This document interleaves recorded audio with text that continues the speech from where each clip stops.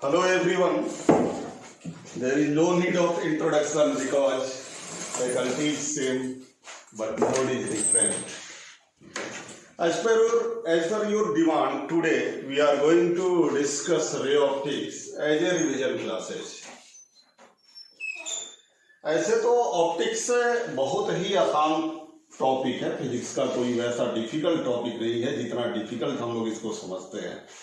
Actually रे diagram की वजह से लोग इसको डिफिकल्ट समझते हैं, बट यहाँ पर जब कंपटीशन के लिए हम डिस्कशन करते हैं, वो भी खासकर नीट के लिए डिस्कस करते हैं, तो उसमें रे डायग्राम की वैल्यू उतनी नहीं रहती है बट उतना नहीं रहता है, उतनी सिग्निफिकेंट वैल्यू नहीं रहती है, बिकॉज कि हमें एक खास ट्रिक से और एप्लीकेशन ऑफ फॉर्मूला से सवाल को बनाना पड़ता है. ठीक है ना. सो हम लोग रे ऑप्टिक्स को रिवीजन करने जा रहे हैं और ऑप्टिक्स को दो पार्ट में बांटा गया है. जस्ट मैं आपको एक बार फिर रिकॉल कराना चाहता हूं कि we are going to study optics into different branches like first ray optics and second wave optics. Okay, so here in ray optics we are going to discuss the particle nature of light,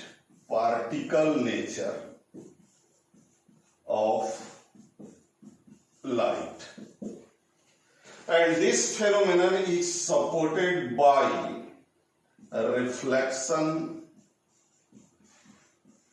refraction, photoelectric effect, etc. Particle nature of light in ray optics. And in wave optics, the light is treated as wave nature. और wave nature के लिए जो support करता है phenomenon, वह है आपका interference,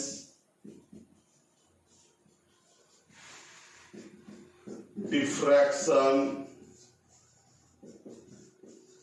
etc. तो ये दो डिफरेंट टाइप की कैरेक्टर है, इसीलिए कहा जाता है कि light have dual nature, first particle nature and second wave nature. तो बारी बारी से इन दोनों ब्रांच को हम लोग डिस्कस करेंगे. ठीक है ना. अभी हम लोग रे ऑप्टिक्स की बात करने जा रहे हैं और रे ऑप्टिक्स में क्या क्या इंपॉर्टेंट है वो जानना बहुत जरूरी है, और बहुत शॉर्ट में आपको बिल्कुल एकदम कंक्रीट जो कॉन्सेप्ट होगा वो मैं देने जा रहा हूं. तो प्लीज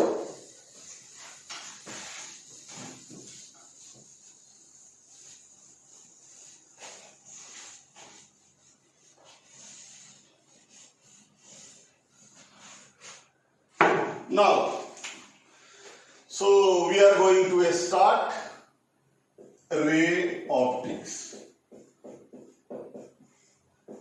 रे ऑप्टिक्स में सबसे इंपॉर्टेंट जो है वो पहले है कि भाई concept of object and an image.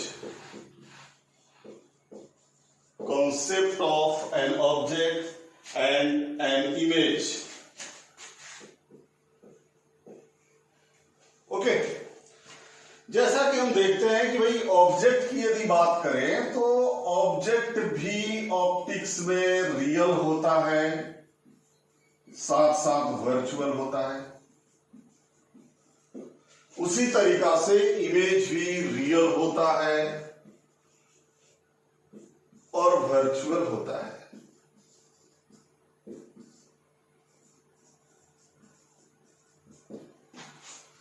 अब रियल इमेज और वर्चुअल इमेज का डिफरेंस क्या है भाई? तो जैसा कि मैंने आपको बताया था, एक बार फिर बता रहा हूं, बिल्कुल एकदम सिंपल फॉर्म में बता रहा हूं कि रियल ऑब्जेक्ट का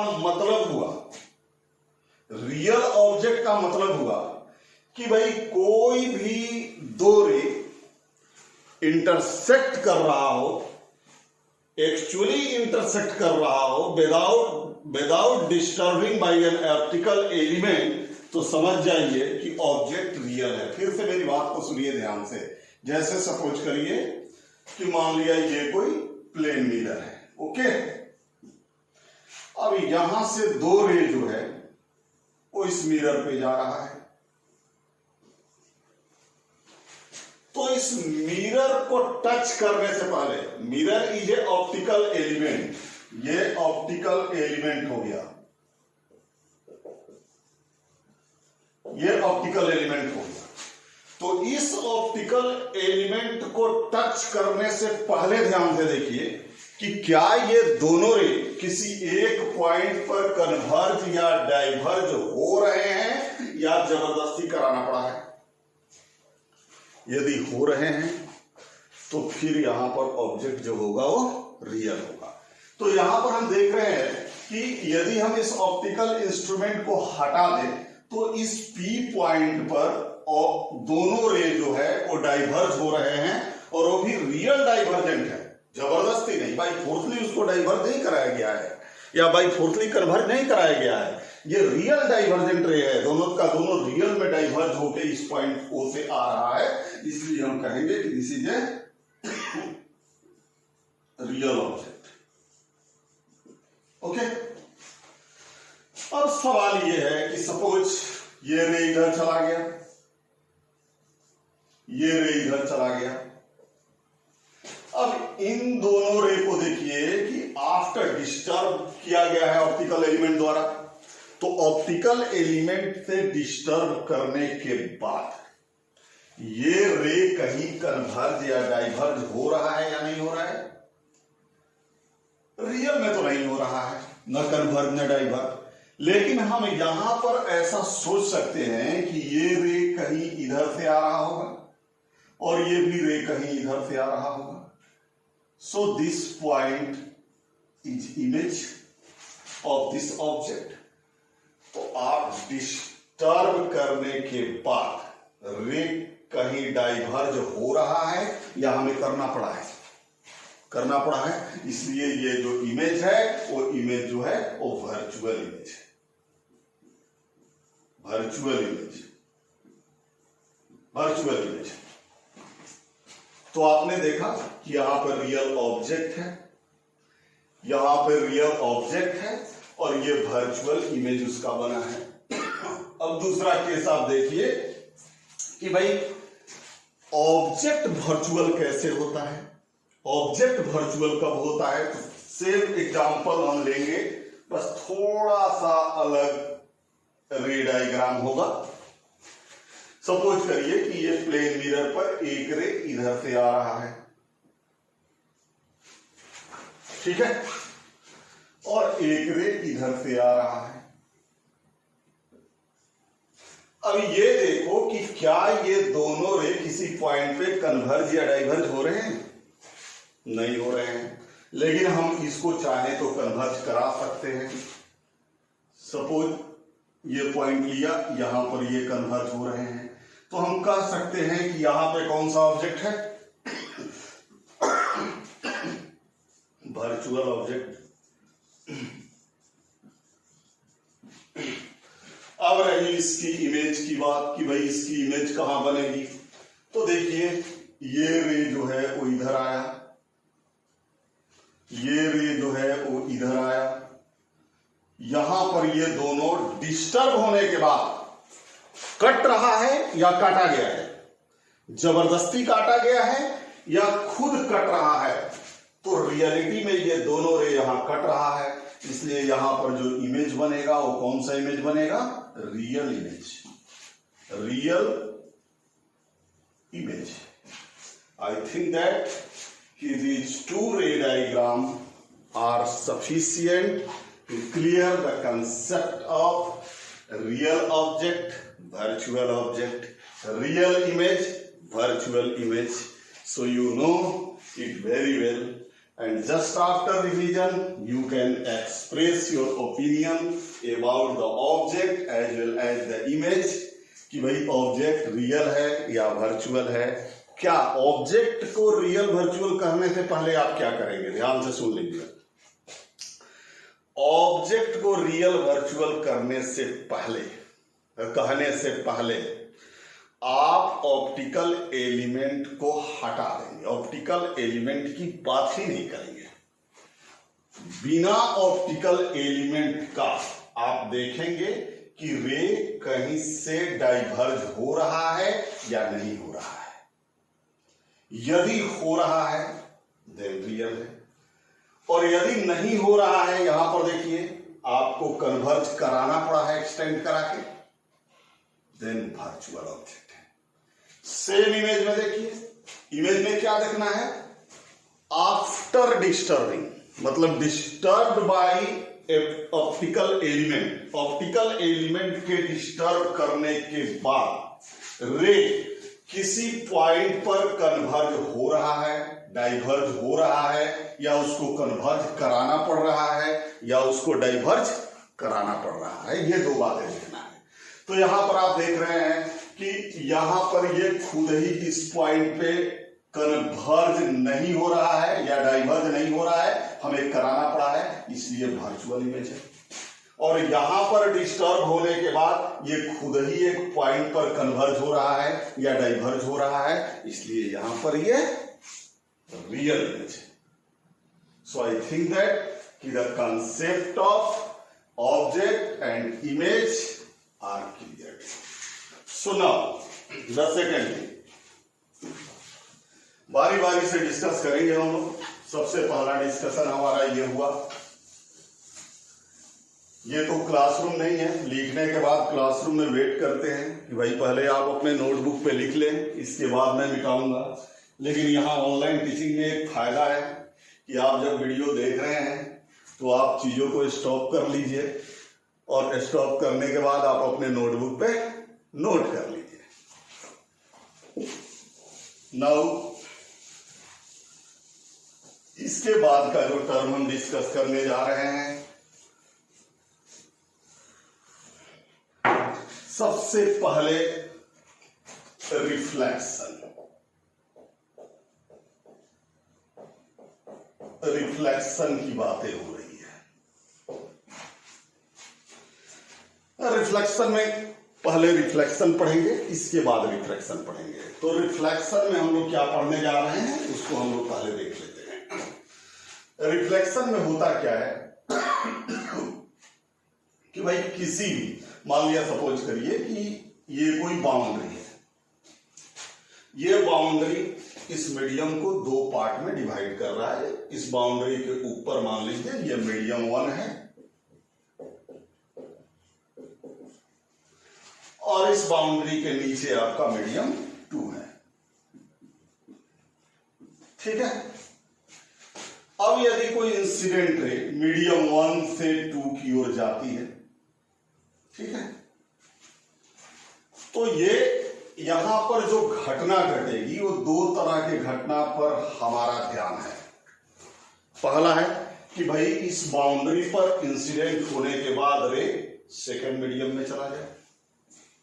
दूसरा है कि इस बाउंड्री पर इंसिडेंट होने के बाद रे सेकेंड मीडियम में नहीं आए, बल्कि बैक अपने ही मीडियम 1 में ही लौट जाए।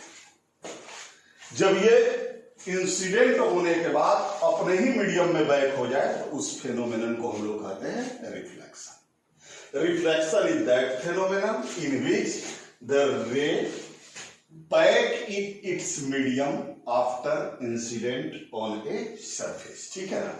और ये सरफेस जो हमें किसी रे को बैक करने की अनुमति देता है, ऑर्डर देता है, उस सरफेस को हम लोग कहते हैं मिरर या रिफ्लेक्टिंग सरफेस। ठीक है। ये हम लोग इस घटना को रिफ्लेक्शन कहते हैं। मतलब रिफ्लेक्शन में क्या होता है कि लाइट रे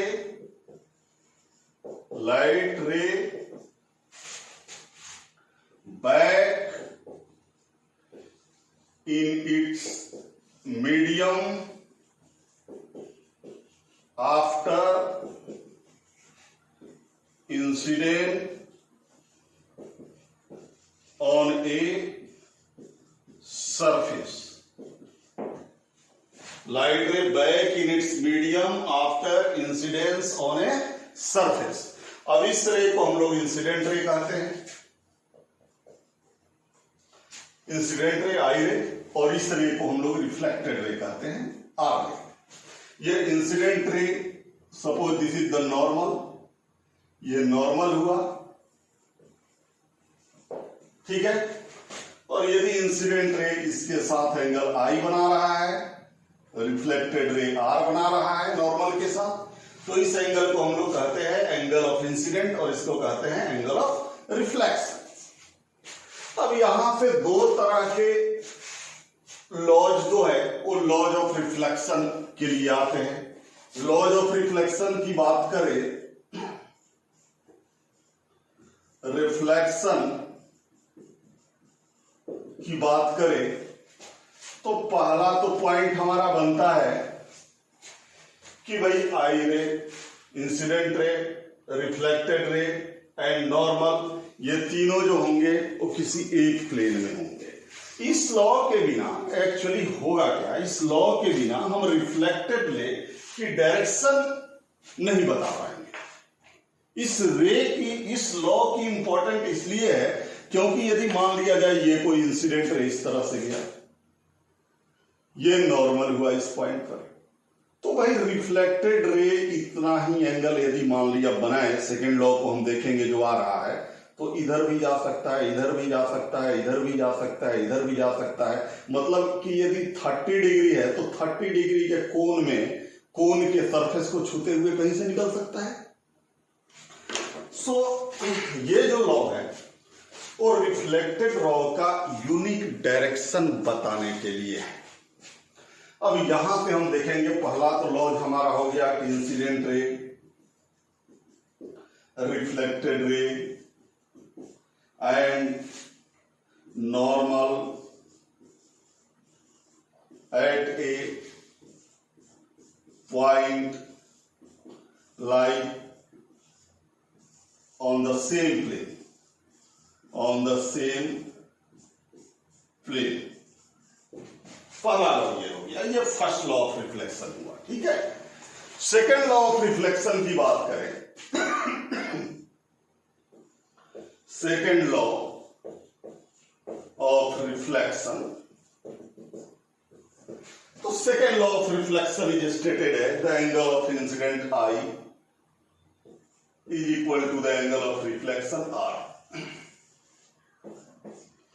ये एक छोटा सा लॉ है, लेकिन यहां से भी सवाल कंपटीशन में आ चुका है, और उस सवाल को कैसे बनाते हैं जरा सा एक मैं इस लॉज को मैं क्लियर करना चाहता हूं।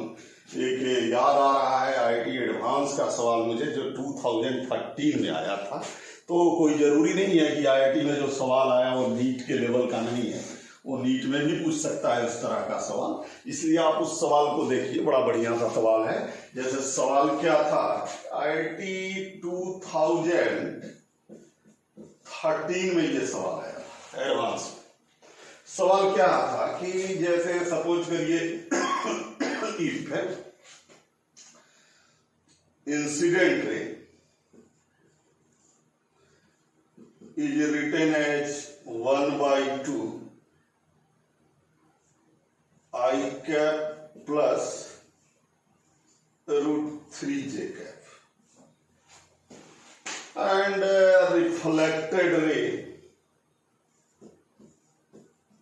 is written as half into I cap minus √3j cap। तो पूछा जा रहा है कि फाइंड एंगल ऑफ इंसिडेंट, यही सवाल है। देखिए ठीक से देखते सवाल कि यदि इंसिडेंट रे का इक्वेशन ये है वेक्टर फॉर्म, और यदि रिफ्लेक्टेड रे का इक्वेशन ये है this is also in vector form, तो कहा जा रहा है कि भाई बताइए कि एंगल ऑफ इंसिडेंस कितना है। तो सबसे पहले इस सवाल को बनाने के लिए हम लोग देखेंगे, थोड़ा सा बोर्ड क्लियर करना पड़ेगा क्योंकि इधर स्पेस कम मिलेगा हमको, तो उधर का क्लियर करने जा रहा है, ठीक है।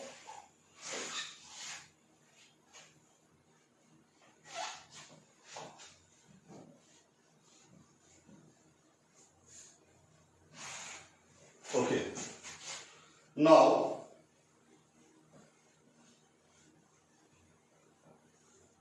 नाउ ये इंसिडेंट रे और ये रिफ्लेक्टेड रे का वेक्टर इक्वेशन दिया गया है और आपसे पूछा जा रहा है कि भाई एंगल ऑफ इंसिडेंस बताइए। तो सपोज ये आपका रिफ्लेक्टिंग सरफेस हुआ, this is the incident ray and this is reflected ray, ठीक है। ये इंसिडेंट रे का इक्वेशन दिया हुआ है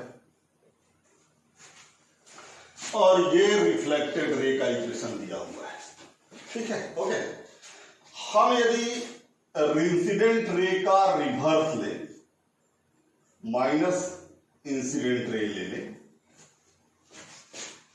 तो इसका इक्वेशन क्या होगा? Reverse of incident ray, what is the equation of this? Just इसका रिवर्स हो जाएगा, minus half I cap minus root 3/2 j cap. This is the equation of reverse of incident ray. And what is the equation of reflected ray? Reflected ray half I cap minus root 3/2 j cap. This is the equation of reflected ray. If the angle between these two is theta, so you can find the value of theta by the dot product of these two vectors. So taking dot product, let this is the vector p and this is the vector q. So right here p dot q can be written as pq cos theta here. And what is the P dot Q? P dot Q is this into this. P dot Q is this into this. मतलब means 1/4. 1/4 here plus root 3/2 into root 3/2. Positive sign minus minus plus equal to PQ cos theta. What is the magnitude of P and Q? The magnitude of P is 1/4 plus 3/4. So 4/4 equal to root 1 equal to 1. This is the magnitude of vector P and also Q. So 1 into cos theta. So here cos theta can be written as minus 1/4 plus 3/4, then 4 here, and here you can write here minus 1/4 minus 1 plus 3 minus 1 plus 3 plus 2/4 plus 2/4, so equal to 1/2. Then theta can be written as 60 degree. So now angle between these two are 60. So just we know that angle of incident is equal to angle of reflection. That means this is the 30 degree, this is angle 30 degree. So angle of incident is equal to 30 degree. This will be the answer of these questions. I think that आप सभी लोग इसको समझ गए होंगे।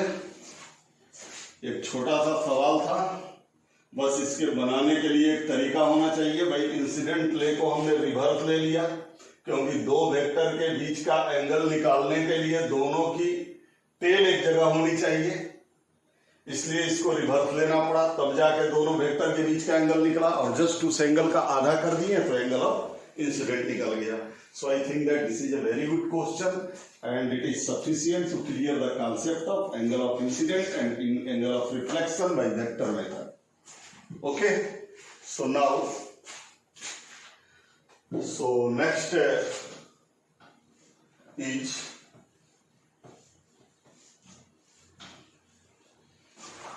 just wait for 1 minute.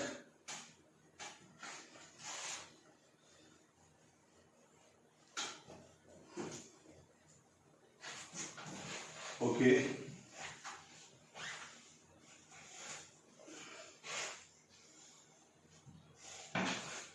So dear student, after this I am going to discuss the concept of plane mirror. First, plane mirror. Plane mirror.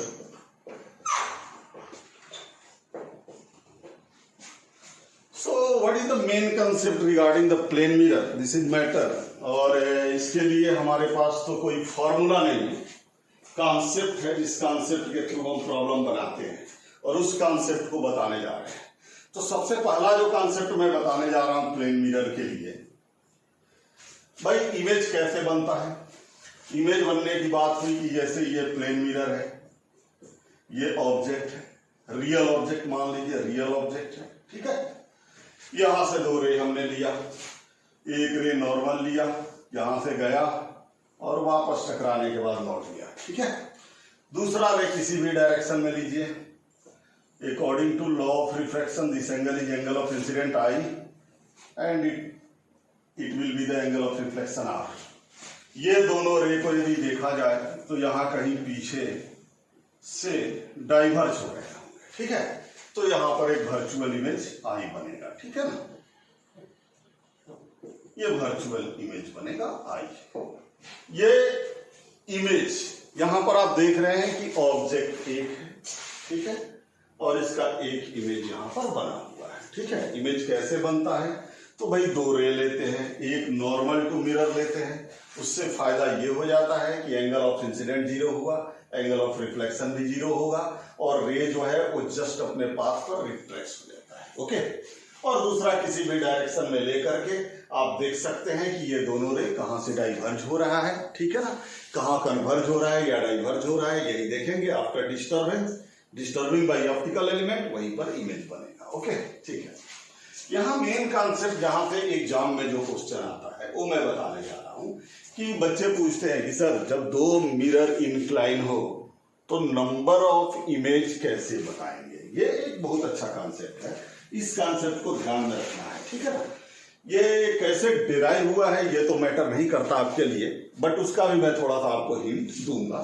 लेकिन सबसे पहले ये दूंगा कि आप इस कैसे सवाल बनाएंगे इंक्लिनेशन के लिए। Number of image, number of images due to two inclined plane mirror, ठीक है, ठीक है।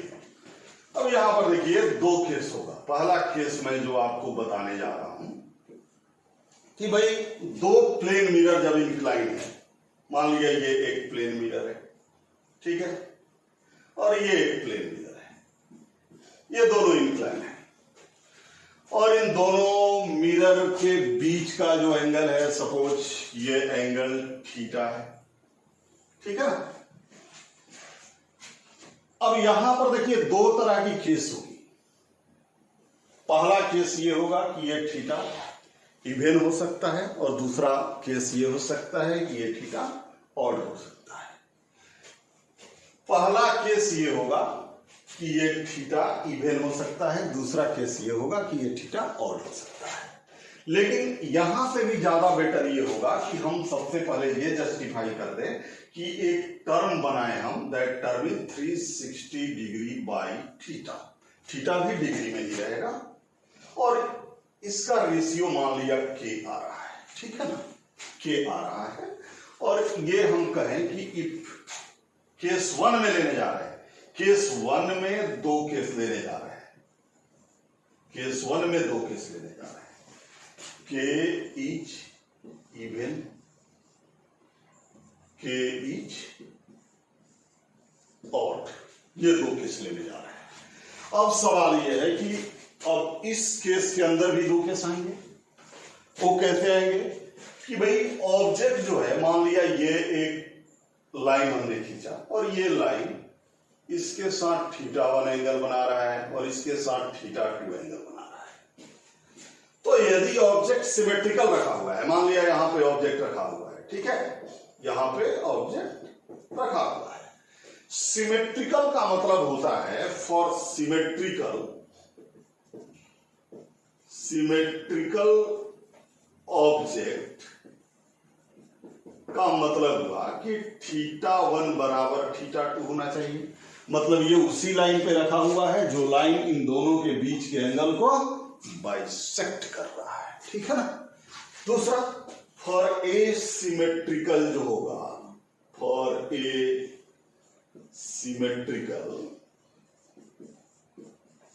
ये थीटा जो होगा वो θ2 के बराबर नहीं होगा। मतलब कि जो लाइन बाइसेक्ट कर रहा है उस लाइन के ऊपर ऑब्जेक्ट नहीं रखा गया है, ऑब्जेक्ट किसी और लाइन के ऊपर रखा हुआ है। तो ये दो तरह का केस होगा और इन दोनों ही केसेज में आपसे पूछा जाएगा कि भाई नंबर ऑफ इमेज क्या होगा, बताइए, ठीक है ना। सो कैसे बताएंगे ये आप देखिए। सबसे पहले हम ये बताने जा रहे हैं कि आप मान लो 360 बाई θ, मतलब के इज इवन, ठीक है ना, ठीक है। सो number of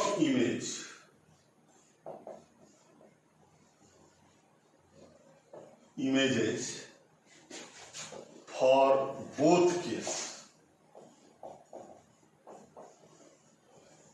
cases, symmetrical and asymmetrical, okay, बराबर k-1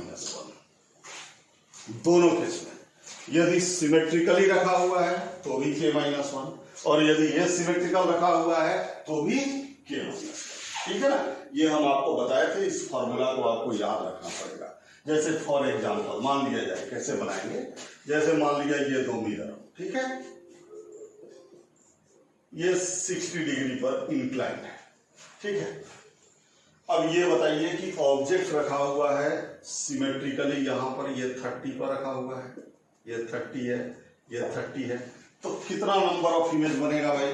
तो k का वैल्यू कितना हुआ, k का वैल्यू हुआ 360 by 60 degree equal to 6। So number of image equal to 6 minus 1 equal to 5 number of image होगा, ठीक है ना।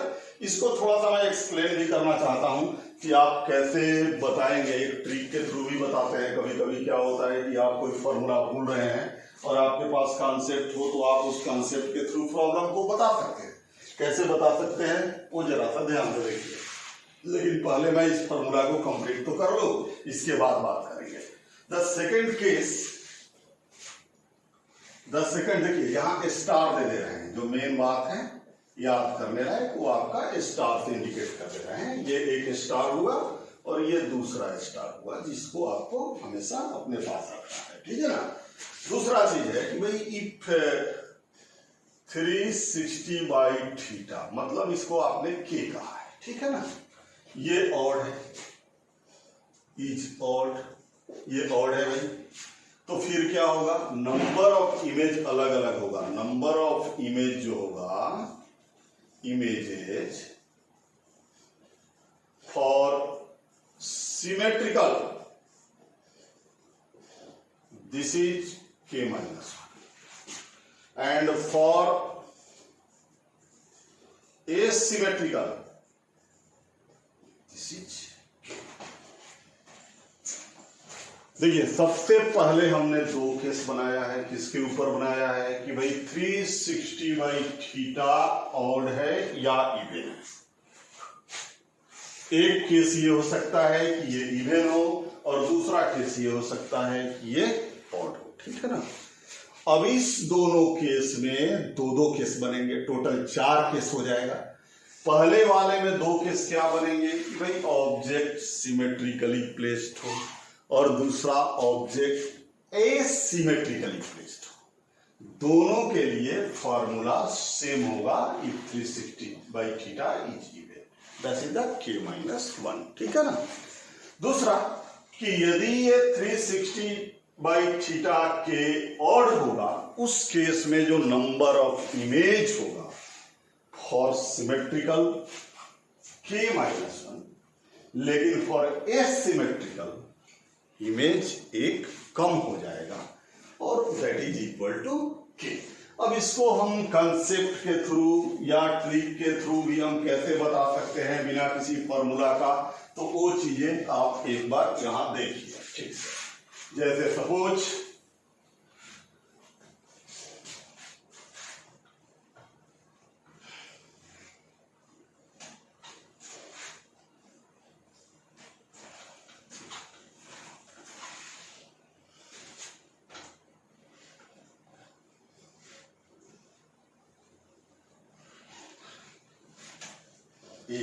one minute please.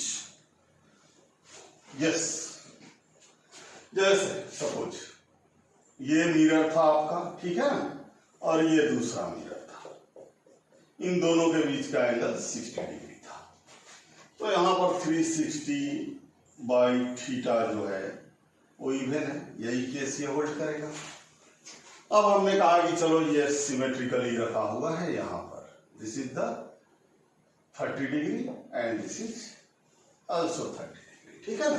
ये ऑब्जेक्ट का इमेज आपने क्या कहा, आपने कहा कि n इक्वल टू k, इसी को k कहते हैं हम लोग, k-1 इमेज का नंबर होगा। तो k कितना होगा भाई, 6 होगा, 6 - 1 equal to 5, number of image 5 होगा। अब आप इसको कैसे बताने जा रहे हो कि 5 होगा, आप करके भी दिखा सकते हो। कैसे दिखा सकते हो, तो इसके लिए आपको एक सर्कुलर डायग्राम खींचना पड़ेगा, ठीक है ना। सर्कुलर इमेज डायग्राम कहलाता है कि जैसे एक आप सर्किल ले लो, ठीक है, और इस सर्कल में आपका एक मिरर तो ये हुआ और एक मिरर आपका ये हुआ, ठीक है। दिस एंगल इज 60 डिग्री, ठीक है, और ये आपका सिमेट्रिकल लाइन है, ठीक है ना।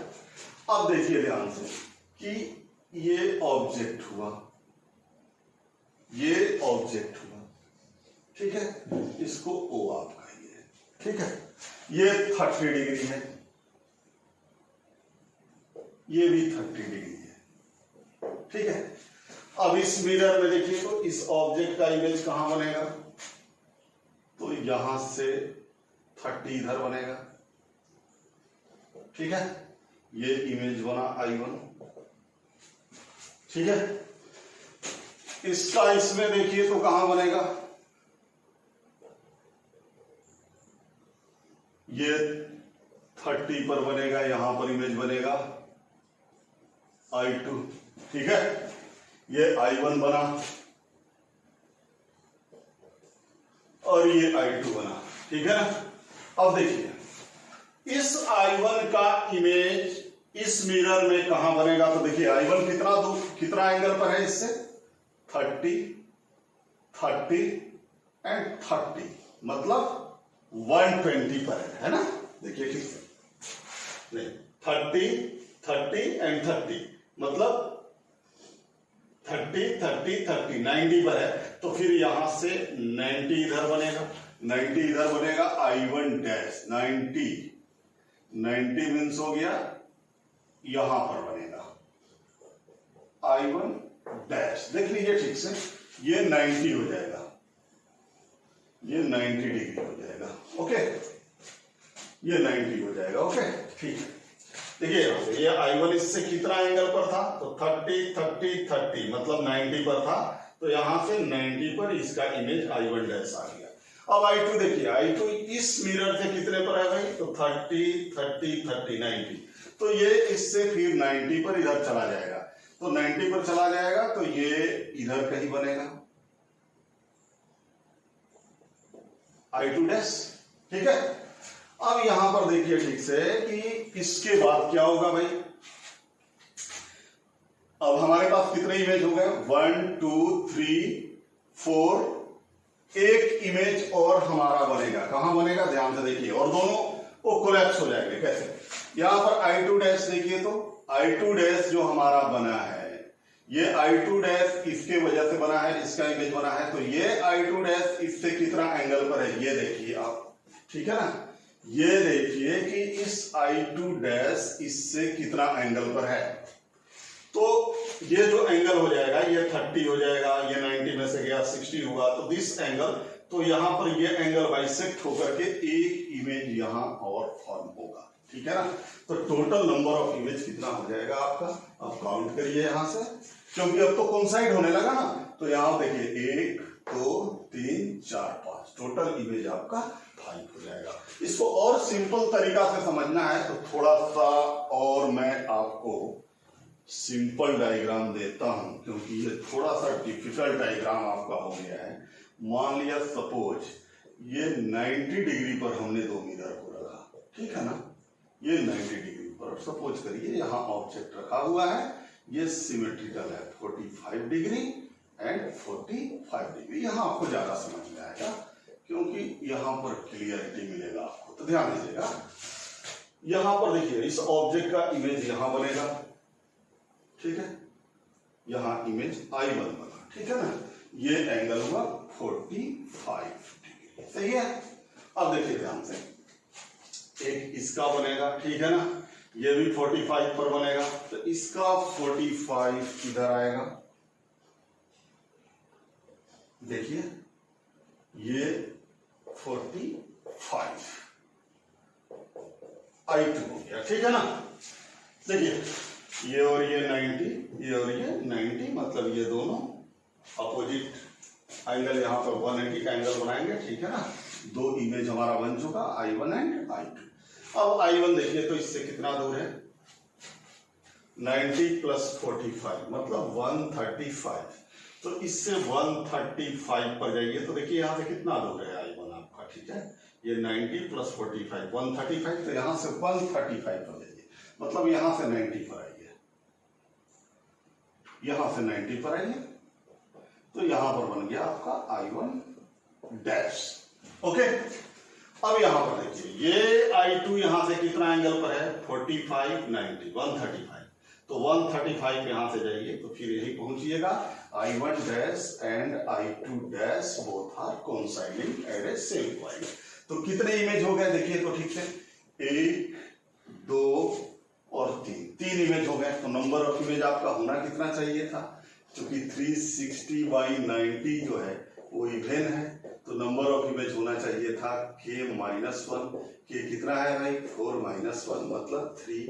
सो I think that this concept is very clear regarding the find the number of image due to two inclined mirror, ठीक है ना।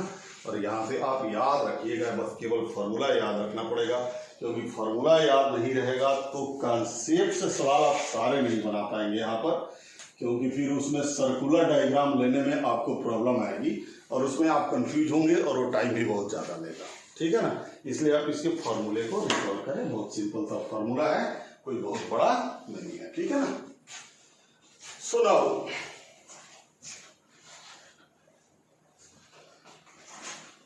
अब यहां से देखिए, 2 चीजों को एक साथ हम टारगेट करने जा रहे हैं, 2 चीजों।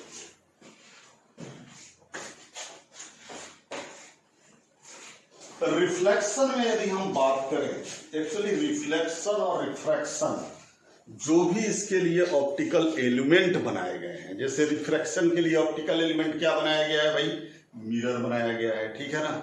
मिरर से हम रिफ्लेक्शन पढ़ रहे हैं, कैसे मिरर से पढ़ रहे हैं, अभी प्लेन मिरर का बताए हैं आपको, थोड़ी देर बाद आपको हम स्फेरिकल मिरर का बताएंगे, ठीक है। बाकी भी मिरर हो सकता है, ठीक है, लेकिन उस मिरर को हम लोग कंसीडर नहीं करने जा रहे हैं, ठीक है ना। दूसरा, रिफ्रैक्शन जब बात करेंगे तो रिफ्रैक्शन में कौन सा ऑप्टिकल एलिमेंट लेंगे, लेंस लेंगे, ठीक है, प्रिज्म लेंगे, ठीक है, और बहुत सारा ऑप्टिकल इंस्ट्रूमेंट जो बनता है वो भी रिफ्रैक्शन और रिफ्लेक्शन बेस्ड ही बनता है, ठीक है ना। तो ये सारी चीजें हम डिस्कस करेंगे बारी बारी से। अभी थोड़ा सा हम आपको रिफ्लेक्शन में प्लेन मिरर के बाद, प्लेन मिरर में देखिए, प्लेन मिरर में जो कॉन्सेप्ट है प्रॉब्लम बनाने का, वो कॉन्सेप्ट आपका केवल और केवल काम आएगा रे डायग्राम जब आप ड्रॉ कर लेंगे उससे आएगा। जैसे सपोज करिए एक प्रॉब्लम आया था, वो मैं आपको प्रॉब्लम बताने जा रहा हूं कि प्लेन मिरर में एक प्रॉब्लम पूछा था कि भाई ये बताइए कि ये प्लेन मिरर है, इस प्लेन मिरर की हाइट है, मान लिया suppose this is earth surface, earth surface, ठीक है ना, और ये प्लेन मिरर की हाइट है h1। यहां पर कोई आदमी d डिस्टेंस है, यहां से d डिस्टेंस पर यहां कोई मैन खड़ा है जिसका ऑब्जर्वर के बॉडी से हमको कोई लेना देना नहीं है, उसके आई से लेना देना है कि भाई उसकी आई का हाइट जो ग्राउंड से है वो है h2, सही है ना। अब सेम ये डिस्टेंस d है भाई। अब यहां से d डिस्टेंस पर यदि कोई ऑब्जेक्ट थ्रो किया गया with any speed v sufficient to go at any height, इस स्पीड से किसी भी हाइट पर जा सकता है, go at any height, किसी भी हाइट पे जा सकता है, यह स्पीड सफिशियंट है। तो आपसे पूछा जा रहा है कि मैक्सिमम कितने हाइट तक ये जाएगा ताकि ये ऑब्जर्वर जो है उसका इमेज इस प्लेन मिरर में व्यू कर सके। देखिए फिर से क्वेश्चन को समझिए। क्वेश्चन है हमारा कि ये आपका प्लेन मिरर है जिसकी कितनी हाइट है भाई, h1 हाइट है, ठीक है ना। यहां से d डिस्टेंस पर ये ऑब्जर्वर खड़ा है, ऑब्जर्वर जिसका आई का हमने दिखलाया है, आई की हाइट ग्राउंड से कितनी है, h2 है, और ये ऑब्जर्वर का सेपरेशन कितना है मिरर से, d है, और फिर यहां से d सेपरेशन पर ये बॉल थ्रो किया गया है। तो आपसे पूछ रहा है कि find the maximum height of ball to view image in mirror by an observer, by an observer. Okay, now problem is very clear. Okay, so अब इस प्रॉब्लम को बनाने के लिए भाई बच्चे कहेंगे कि भाई इसका कोई फॉर्मूला तो है नहीं कि फॉर्मूला लगा दिए, जैसे आपका स्फेरिकल मिरर है 1/v + 1/u = 1/f, formula apply कर दिए, सवाल बन गया। ऐसा कुछ फॉर्मूला तो है नहीं। तो फिर इस तरह के सवाल को कैसे बनाएंगे? तो इस तरह के सवाल को बनाने के लिए दो बातें हैं। पहला तो बात है कि भाई आपके पास रे डायग्राम होना चाहिए, और दूसरा आपको जनरल सा सिंपल सा ज्योमेट्रिकल कॉन्सेप्ट यूज करना पड़ेगा और ये प्रॉब्लम बन जाएगा। कैसे बनाएंगे आप? तो देखिए, जैसे सपोज करिए कि आपने इस बॉल को प्रोजेक्ट किया, ठीक है, तो प्रोजेक्ट किया, आपको इसका इमेज दिखाई देना चाहिए, ठीक है। तो भाई हमारा कहने का मतलब है कि मैक्सिमम हाइट की यदि बात करें तो मैक्सिमम हाइट वह हाइट होगी जहां पर इस बॉल द्वारा जो रे जा रहा है वो मिरर के टॉप पॉइंट पर पड़े और यहां से रिफ्लेक्शन के बाद आई में आए। तो हम कहेंगे कि इस बॉल का इमेज आई जो है वो देख पाएगा। अब इस हाइट के ऊपर यदि आप करेंगे तो फिर अब तो मिरर ऊपर नहीं है क्योंकि आप टॉप पॉइंट से रिफ्लेक्शन लिए हैं। तो फिर यदि आप थोड़ा ऊपर करके और तब आप रे को लेंगे तो रे को रिफ्लेक्ट होने के लिए मिरर है ही नहीं, क्योंकि ऊपर में मिरर है नहीं, बस मिरर का ये टॉप है, यहां से हम रिफ्लेक्शन लिए हैं। इसका मतलब कि ये जो हाइट होगा ये मैक्सिमम हाइट होगा। इस हाइट से ऊपर यदि ये बॉल जाएगा तो फिर वो आई जो है, ऑब्जर्वर जो है, वो मिरर में उसका इमेज व्यू नहीं कर पाएगा, ठीक है ना। अब सवाल है कि ये एच मैक्स क्या है? तो एच मैक्स के लिए सिंपल ज्योमेट्री हम बोलेंगे कि दो चीजों से सवाल बनेगी, एक रे डायग्राम और एक सिंपल ज्योमेट्रिकल कॉन्सेप्ट। तो भाई कैसे बनेगी? तो यहां पर एक लीजिए, आप नॉर्मल लीजिए, नॉर्मल लीजिए। तो नॉर्मल लेंगे तो क्या हो जाएगा? ये एंगल ऑफ इंसिडेंट थीटा है, तो एंगल ऑफ रिफ्लेक्शन ये भी थीटा होना चाहिए, सही है, क्लियर है। क्लियर है। सो नाउ आप देखिए ठीक से, फिर ये आपको हाइट निकालना है तो सिंपल सा बात है कि ये हाइट मालूम है आपको 2d, ये 2d मालूम है, तो ये हाइट आपका निकल जाएगा h1, स्मॉल h1। कैसे निकल जाएगा? वेरी क्लियर कि tan theta equal to this by this, और यहां से हम लोग कंसीडर कर लेंगे, और ये आपका d है, ये d है, तो यहां से ये निकल जाएगा। ये कितना हो जाएगा? ये तो जस्ट हाइट ऑफ मिरर के बराबर हो जाएगा, ये h के बराबर हो जाएगा। तो बेसिकली आपको यही तो बताना है, ठीक है। तो क्या ज्योमेट्री लगाएंगे आप बताइए हमको। ये सिंपल से बात है, क्या ज्योमेट्री लगाएंगे देखिए। तो यहां से पहले लिखिए आप tan theta can be written as, ध्यान से देखिएगा, यहां tan थीटा बराबर लिखिए तो क्या लिखेंगे आप? tan theta equal to h1 by 2d, this is the equation 1, ठीक है ना। यहां पर लिखिए तो tan थीटा क्या लिखिएगा? tan theta equal to h1 minus h2, tan theta equal to h1 minus h2 by t, सही है ना? करेक्ट है, करेक्ट है। Now equate tan theta, so h1 by 2d equal to from 1 and 2, h1 by 2d equal to h1 minus h2 by d. So a small h1 can be written as h1 minus h2 by d into 2. This is the small h1. The value of the small h1 will get. So now the hmax can be written as, this is the this length is h1 plus a small h1. So now h1 plus a small h1 minus h2 by d into 2d. This will be the answer of this question, ठीक है ना। तो इस तरह से सवाल को आप प्लेन मिरर के बनाएंगे। इसमें क्या है कि सबसे पहले हमने रे डायग्राम लिया है और बस सिंपल सा बस ज्योमेट्रिकल कैलकुलेशन को शो किया है, ठीक है ना। चलिए पहले तो आप लोग एक क्लास को देखिए, ऑनलाइन ऑफलाइन में थोड़ा हमको डिफरेंट लग रहा है, बट आप फीडबैक दीजिए, फिर आगे हम लोग लेक्चर कंटिन्यू रखेंगे। आज आपको प्लेन मिरर के विषय में हमने बताया और भी कई कंसेप्ट मैंने दिया है, उसको ध्यान में रखना है, ठीक है ना। Thank you.